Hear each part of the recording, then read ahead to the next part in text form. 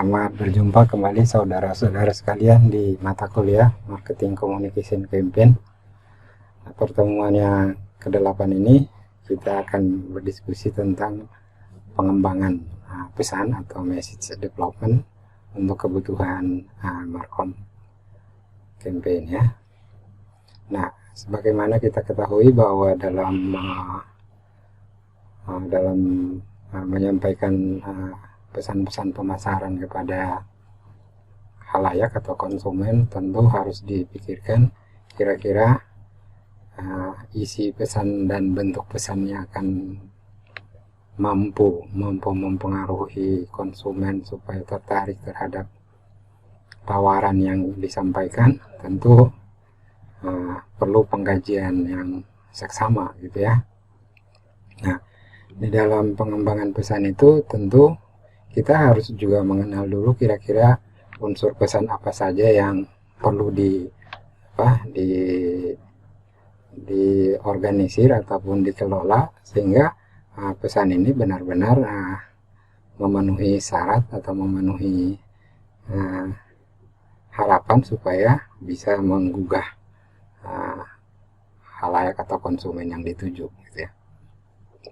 Nah, di dalam pesan kan apalagi yang namanya komunikasi pemasaran itu dibebani dengan adanya biaya. Maka salah satu hal-hal kritis dalam pembuatan pesan kampanye ini adalah perumusan pesan yang benar-benar diyakini mampu menggugah khalayak untuk tertarik pada tawaran yang disampaikan.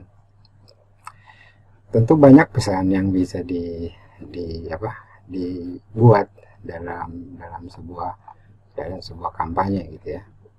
Kalau di marketing itu ada beberapa bentuk pesan komunikasi pemasaran yang sudah dirumuskan atau dibuat oleh orang-orang terdahulu. Yang ada yang namanya image building atau brand image, ada USP, ada superior, ada preemptive, ada resonance, ada affective gitu.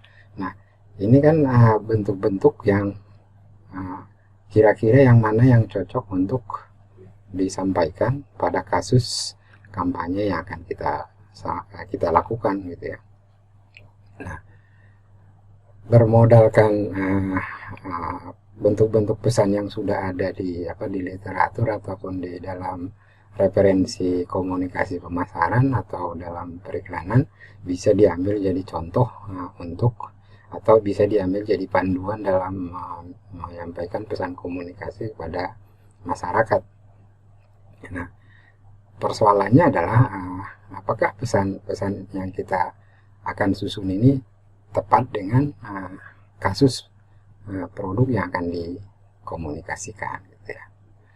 Nah, tentu harus disesuaikan antara bentuk pesan yang ada dengan kasusnya. Nah, itu satu sisi, ada referensi-referensi yang bisa dijadikan panduan dalam memilih pesan yang akan disampaikan ke konsumen atau ke khalayak pasar. Ada juga cara untuk merumuskan pesan, yaitu namanya message development atau pengembangan pesan. Di dalam pengembangan pesan itu ada 4 langkah yang bisa dilakukan. Pertama, kita memilih tema produk yang kita akan komunikasikan ini kira-kira tema apa yang cocok nih. Apakah produk kita cocok dengan tema kesehatan misalnya? Apakah produk kita cocok dengan tema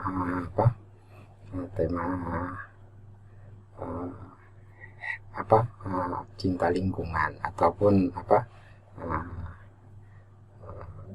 pemeliharaan lingkungan dan segala macam? Apakah produk itu cocok dengan tema modernisasi gitu ya?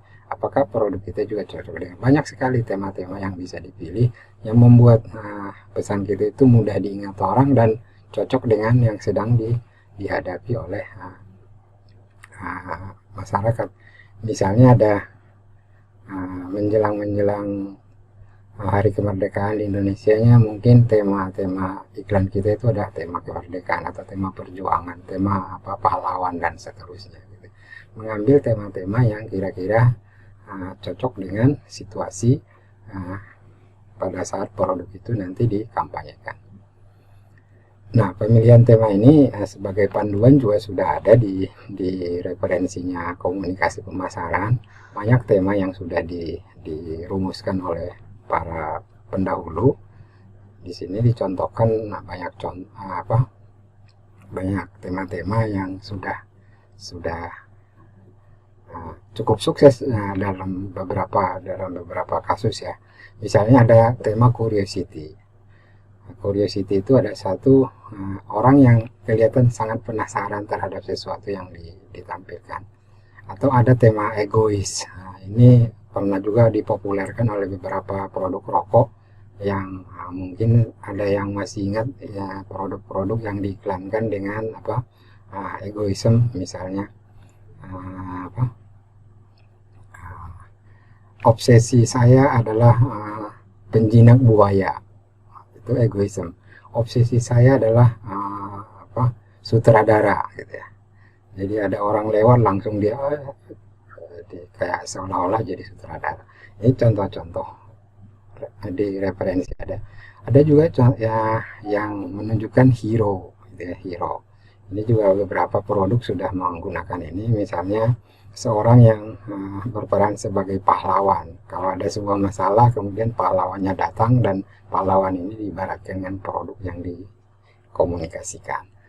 Ada juga orang yang sangat baik hati, sangat kindness atau generosity ya. Sudah diganggu tapi tetap sabar, terus sabar, seolah-olah orang ini adalah seperti malaikat. Nah, ini dijadikan sebuah iklan supaya mengajak menarik bagi si masyarakat atau penonton atau pembaca atau pendengar, sehingga dari dia menarik melihat tayangan atau melihat iklan, tentu produknya juga tidak ketinggalan, akan tertanam di dalam pikiran mereka. Nah, ini ada banyak referensi tentang tema. Setelah mengambil tema, misalnya tadi temanya adalah healthy, kesehatan. Nah, produk ini cocok nggak dengan kesehatan? Misalnya kalau produk kita adalah tentang sabun mandi yang memang benar-benar untuk kesehatan. Jadi menghilangkan bakteri atau membuat kulit makin dan segala macam gitu ya, supaya konsumen itu ingat, oh ini sabun mandi yang care, yang peduli dengan kesehatan.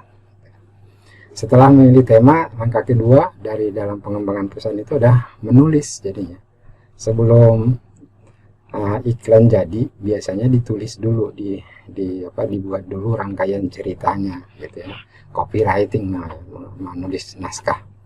Menulis naskah itu seorang kreator pesan komunikasi pemasaran, dia harus menulis naskah dulu, yaitu dia buat dulu semacam storyline. Nanti produk ini ditampilkan dengan cara apa, berbicara apa, dan cara menyajikannya gimana gitu ya. Di dalam copywriting itu ada dua unsur pokok yang perlu dijadikan panduan, adalah headline dan body copy-nya sendiri, judul dan naskahnya. Nah, judul juga udah banyak sekali contoh-contoh judul yang sudah dibuktikan oleh pendahulu bahwa dia sukses. Nah, bagi saudara-saudara sekalian yang mau mengambil referensi ini menjadi acuan, silakan saja. Tapi ada juga mungkin di antara saudara-saudara yang mau membuat sendiri contoh judul yang menarik untuk masyarakat sekarang gitu ya.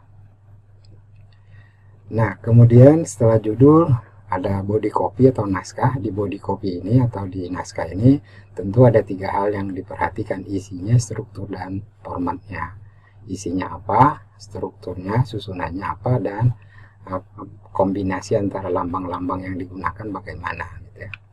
Bisa jadi isinya adalah imbauannya bentuknya rasional, karena hal yang mau dituju adalah laki-laki, maka pesan yang dibuat isinya adalah anjuran yang sifatnya rasional atau yang masuk akal, cocok untuk laki-laki. Tapi kalau halayak yang dituju adalah perempuan, maka isi yang cocok adalah imbauan yang emosional.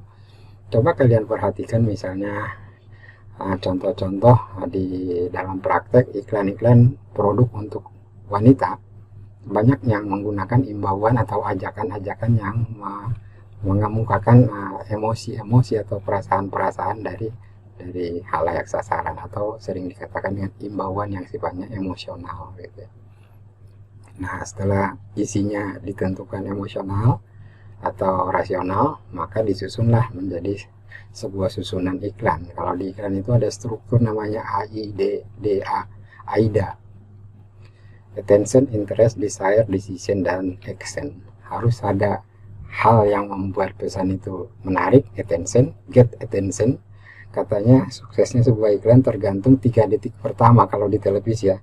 Kalau 3 detik pertama tidak diperhatikan orang, bisa dianggap iklan itu gagal. Begitu kira-kira ininya peran dari attention, get attention. Setelah get attention, build interest, membangun minat.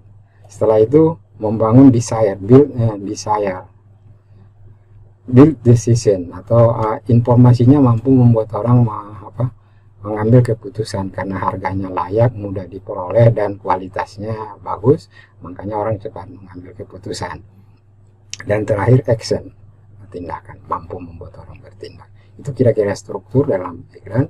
Nah, begitu dulu pertemuan kita di pertama ini. Nanti di pertemuan keduanya kita akan lanjut dan strategi kreatif membuat pesan-pesan komunikasi pemasaran dalam keperluan kampanye komunikasi pemasaran. Terima kasih, semoga bermanfaat.